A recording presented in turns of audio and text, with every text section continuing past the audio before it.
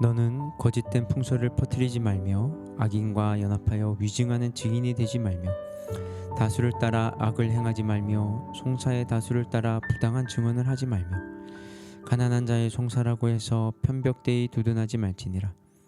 내가 만일 내 원수의 길 잃은 소나 나귀를 보거든 반드시 그 사람에게로 돌릴지며 내가 만일 너를 미워하는 자의 나귀가 짐을 싣고 엎드러짐을 보거든 그것을 버려두지 말고 그것을 도와 그 짐을 부릴지니라.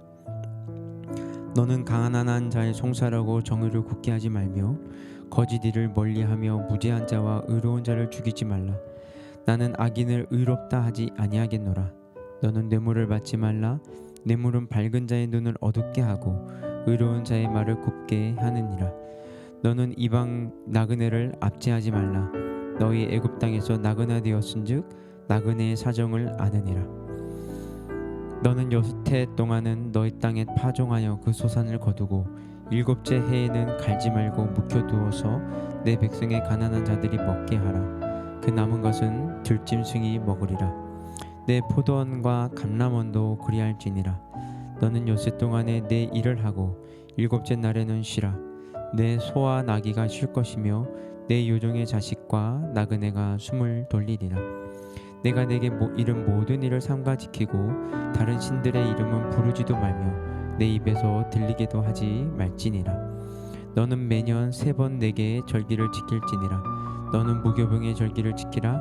내가 내게 명령한 바로 아빕월에 정한 때에 이래 동안 무교병을 변할지니 이는 그 달에 내가 애굽에서 나왔음이라. 빈손으로 내 앞에 나오지 말지니라. 맥추절을 지키라. 이는 내가 수고하여 밭에 뿌린 것에 첫 열매를 거둠이니라. 수장절을 지키라. 이는 내가 수고하여 이룬 것을 연말에 밭에서부터 거두어 저장함이라. 내 모든 남자는 매년 3번씩 주 여호와께 보일지니라. 너는 내 제물의 피를 유교병과 함께 드리지 말며 내 절기 제물의 기름을 아침까지 남겨주지 말지니 내 토지에서 처음 거둔 열매의 가장 좋은 것을 가져다가 너의 하나님 여호와의 전에 드릴지니라. 너는 염소 새끼를 그 어미의 저주로 삼지 말지니라. 출애굽한 이스라엘 백성들이 시내산에 도착했을 때 하나님께서는 모세에게 십계명을 비롯한 여러 가지 규례와 율법을 가르쳐 주셨습니다. 오늘 본문은 공평에 관한 법, 안식년과 안식일에 관한 법, 3가지 절기에 관한 법, 그리고 마지막으로 하나님의 명령을 지킬 때 주어질 약속의 말씀이 기록되어 있습니다. 먼저 1절에서 9절까지는 공평에 관한 법에 대해 말하고 있습니다. 1절입니다. 너는 거짓된 풍설을 퍼뜨리지 말며 악인과 연합하여 위증하는 증인이 되지 말며. 모든 법은 공평하게 적용되어야 합니다. 돈이 많다고 부자를 두둔해서도 안 되고 가난하다고 빈자를 무시해서도 안 됩니다. 다수를 편들고자 부당한 증언을 해서도 안 되고 소수를 무시하여 업신여겨서도 안 됩니다. 악의 편에 서서 위증해서도 안 되고 거짓된 풍설을 퍼뜨리지도 말아야 합니다. 그런데 세상은 그렇지 않습니다. 부자에게 유리한 판결을 내리고 권력자에게 아부하며 옳고 그름을 따지기보다는 힘 있는 자의 생각을 맹목적으로 따라갑니다. 또한 거짓인 줄 알면서도 자신에게 유리한 증언을 합니다. 그래서 이 세상에는 참으로 억울한 사람들이 많습니다.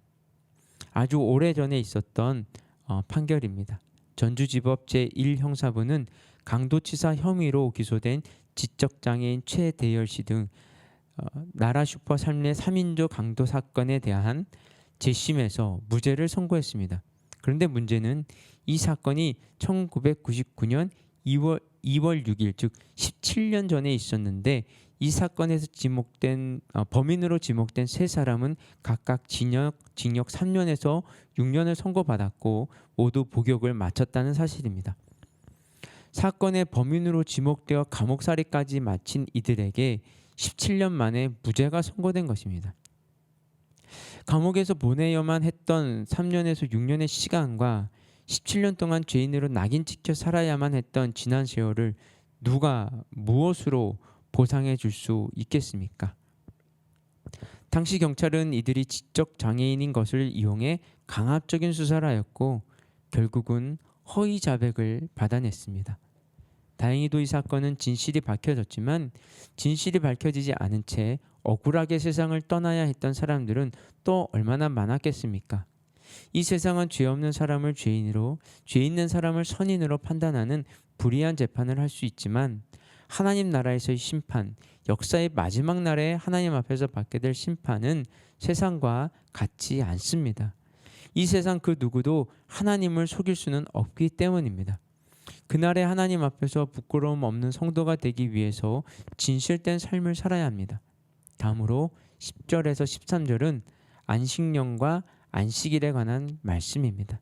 안식년은 6년 동안 땅을 경작하고 그 소산을 거두어 들일지라도 7년째 되는 해는 그 땅을 쉬게 하라는 제도입니다. 안식년 제도를 두신 이유는 가난한 자들이 먹고 또 남은 것은 들짐승들이 먹을 수 있게 하기 위한 것이었습니다. 하나님께서는 가난한 자들을 배려해야 한다고 말씀하셨습니다. 고아나 과부, 나그네를 돌볼 책임이 하나님의 백성에게 있기 때문입니다. 왜 그렇습니까? 하나님의 나라는 공평과 정의가 실현되는 나라이기 때문입니다. 어느 누구 하나 부당한 대우를 받지 않고 억울하게 고통당하는 사람이 없는 세상, 바로 그것이 하나님의 나라이기 때문입니다. 나만 잘 먹고 잘 사는 나라가 아니라 이 땅의 모든 이들이 함께 더불어 행복하게 사는 곳이 하나님의 나라이기 때문입니다. 그 하나님의 나라 백성인 우리에게는 그런 나라를 함께 일구어 나갈 책임과 의무가 있다는 사실을 잊지 말아야 합니다. 근데 이 세상은 안식년은커녕 안식일도 제대로 지키지 못하고 있습니다. 6일간 일하고 7일에는 쉬라고 하나님은 말씀하셨건만 이것도 제대로 지키지 못한 사람들이 얼마나 많은지 모릅니다. 안식일을 지키고 싶어도 주인의 눈치만 보면서 제대로 쉬지 못하는 사람들이 얼마나 많은지 모릅니다. 자신만 쉬는 것은 참된 안식이 아니라고 하셨습니다. 주인이 쉬어야 그 종들과 동물들도 쉴 수 있다는 말씀을 깊이 생각해야 합니다. 주인은 언제든 쉴 수 있습니다. 그래서 자기가 쉬면 남들도 쉬는 줄 압니다. 자기가 안식일을 지키면 아랫사람도 안식일을 지키는 줄 압니다. 주인만 쉬는 안식, 그것은 참된 안식이 아니라고 말씀합니다. 모든 이가 함께 안식할 때 비로소 참된 안식이라고 말씀하십니다. 그래서 12절 보십시오. 너는 엿새 동안 내 일을 하고 일곱째 날에는 쉬라. 내 소와 나귀가 쉴 것이며 내 요종과 자식과 나그네가 숨을 돌리리라. 안식년, 안식일의 정신은 하나님을 신뢰함에 뿌리를 두고 있습니다. 사람들이 쉬지 못하는 이유는 먹고 사는 걱정 때문입니다. 좀 더 많이 갖겠다는 욕심 때문입니다. 그래서 자기도 못 쉬고 남도 못 쉬게 만듭니다. 이것은 불신의 깊은 뿌리를 두고 있습니다. 하나님은 안식년이 이르기 전 해에 2해 먹을 양식을 주시겠다고 하셨고 안식일 전날은 이틀치 먹을 양식을 주시겠다고 하셨습니다. 이 말씀을 신뢰한다면 먹고 사는 걱정 때문에 쉬지 못한다는 핑계를 대지 못할 것입니다. 그러나 인간은 그것을 믿지 못하고 자기 욕심에 사로잡혀 자기 생각만, 자기 능력으로 의지하며 살아가려고 합니다. 우리는 하나님의 말씀 앞에서 얼마나 순종하며 살고 있습니까? 안식년과 안식일이 제대로 지켜지고 있습니까?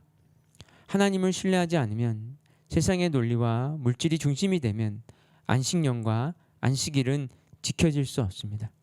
하나님을 신뢰하고 그 말씀에 순종하며 살겠다는 결단이 있을 때, 그리고 실천하려는 노력이 있을 때 하나님은 우리들에게 약속하신 풍성한 복을 내려주실 것입니다. 다음으로 3대 절기에 대한 내용을 살펴보겠습니다.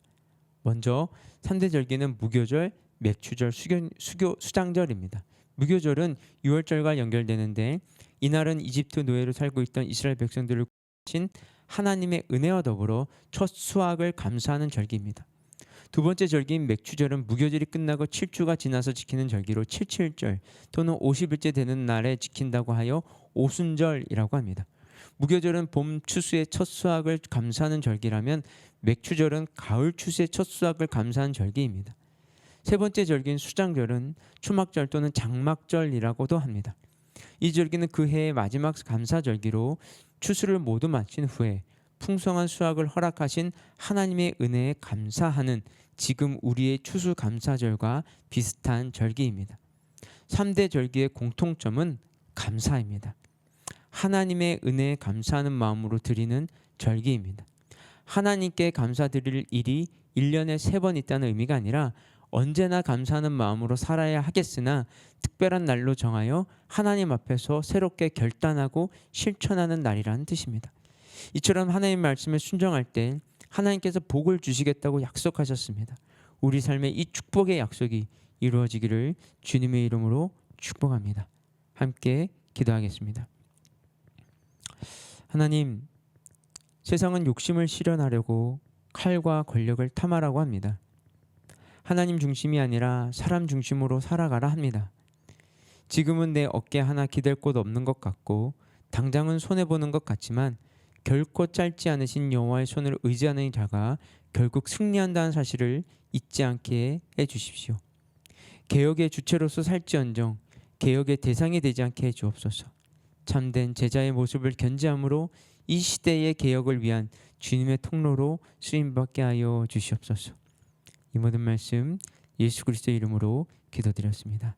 아멘. 우리 계속해서 개인 기도 제목 가지고 기도하며 나아가도록 하겠습니다.